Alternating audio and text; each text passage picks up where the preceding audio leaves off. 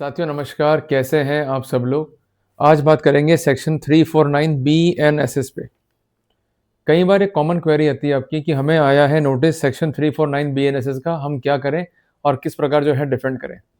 देखिए, अमूमन जो नोटिस आपको आएगा ये देगा इंस्पेक्टर या कंसर्न पुलिस। सबसे बड़ा प्रश्न ये बनता है कि क्या कोई पुलिस कर सकती है पावर एक्सरसाइज सेक्शन 349 BNSS की, अगर हाँ तो किस प्रकार, और अगर नहीं तो जो नोटिस आपको दिए गए हैं उसकी क्या लीगलिटी है। सेक्शन 349 BNSS को सबसे पहले अपन जो है पढ़ेंगे, ताकि इस बारे में जो सही स्थितियां हैं उसको अपन जो है ऑब्जर्व कर सकें। और इस बिंदु पे रिसेंट फैसला भी है ऑनरेबल गुजरात हाई कोर्ट का, जिसका डेट है 27 फरवरी 2026, जहां पर कोर्ट ने ये स्पेसिफिक किया कि section 349 of BNSS is imperative. अगर इसकी अक्षरशः पालना सुनिश्चित नहीं की गई तो ऐसे सिनेरियो में आदेश या प्रोसीडिंग अपने आप में ही गैर कानूनी है। कानून ये कहता है the power of magistrate, word क्या यूज किया गया है, magistrate, to order person to give specimen signature और हैंड राइटिंग। और एक वर्ड जो है यहाँ लिखा गया है वो है एटसेट्रा। अब क्या है कानूनी प्रावधान, इसको जो है अपन समझते हैं। If a magistrate of first class is satisfied that, कि कोई मजिस्ट्रेट है फर्स्ट क्लास का, अगर वो सेटिस्फाइड है for the purpose of investigation और प्रोसीडिंग अंडर दिस संहिता, कि कोई भी प्रोसीडिंग हो रही है as per the protocol of BNSS, तो उसमें इन्वेस्टिगेशन भी जो है शामिल है, और ये दिखाई देता है मजिस्ट्रेट को it is expedient to direct any person including the accused person to give specimen signature और फिंगर इम्प्रेशन और हैंड राइटिंग और voice sample, he may make an order to that effect.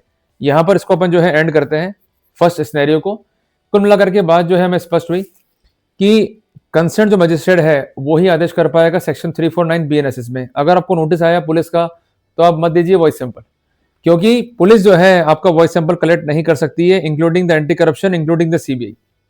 अगर कंसर्न मजिस्ट्रेट का आदेश नहीं है तो voice sample collection अपने आप में ही गैर कानूनी है। इसके अलावा जो कंसर्न ऑर्डर है उसमें रेफरेंस देना होगा सेक्शन 349 BNSS का। इसके अलावा ये भी शो करना होगा कि वॉइस सैंपलिंग जो है जरूरी क्यों है, क्योंकि यहाँ पर वर्ड यूज हुआ है मे, द कोर्ट में मेक एन ऑर्डर।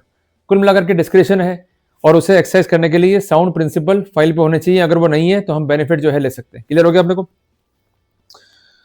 कुल मिलाकर के यहाँ पर यह भी लिखा गया है in that case the person to home the order relates shall be produced और shall attend at the time and place specified in the order. तो हमें यहाँ ये भी क्लियर हो गया कि जो ऑर्डर है वो मजिस्ट्रेट का होगा, उसमें टाइम और डेट जो है स्पेसिफिक होगा, जिसके कॉन्टेक्स्ट में जो कंसर्न आरोपी है उसको लाया जाएगा बिफोर द ऑनरेबल कोर्ट, या वो कोर्ट को जो है अटेंड करेगा। क्लियर है। तो कुल मिला करके ऑर्डर करना कोर्ट के लिए मैंडेटरी नहीं है, पर अगर ऑर्डर कर दिया है तो जो उसमें डेट और टाइम है उस डेट और टाइम को अक्यूज को कोर्ट में आना पड़ेगा या उसे लाया जाएगा।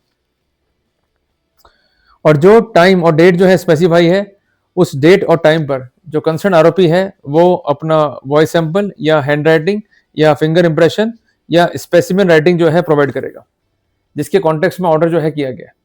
पर एक बात ध्यान रखिएगा कि जब भी इस तरह का आदेश होगा, सबसे इंपॉर्टेंट बात यह है कि सैंपल जो है कौन ड्रॉ करेगा। क्लियर हो गया। जो व्यक्ति विशेष सैंपल ड्रॉ करेगा क्या वो एक्सपर्ट है? इसके लिए गाइडलाइंस क्या है, क्या उन्हें फॉलो किया गया है या नहीं किया गया है, कि सबसे इंपॉर्टेंट जो है पर्सपेक्टिव है। इस बिंदु पर एक महत्वपूर्ण जजमेंट है ऑनरेबल सुप्रीम कोर्ट का, जिसका नाम है सुधीर चौधरी बनाम स्टेट ऑफ एनसीटी, जो काफी इंपॉर्टेंट है, जिसका भी आप जो है अवलोकन कर सकते हैं।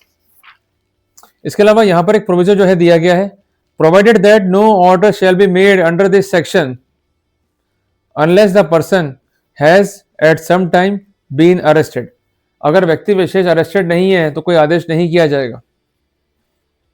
क्लियर है। तो कुल मिलाकर के ये प्रोविजन जो है अक्यूज के पक्ष में आ गया। पर यहाँ पर फर्दर एक प्रोविजन है, अगर गिरफ्तार नहीं किया गया अक्यूज को तब भी मजिस्ट्रेट जो है ऐसा आदेश कर सकता है। तो कुल मिलाकर के वर्ड शैल नहीं है, वर्ड जो है मे है।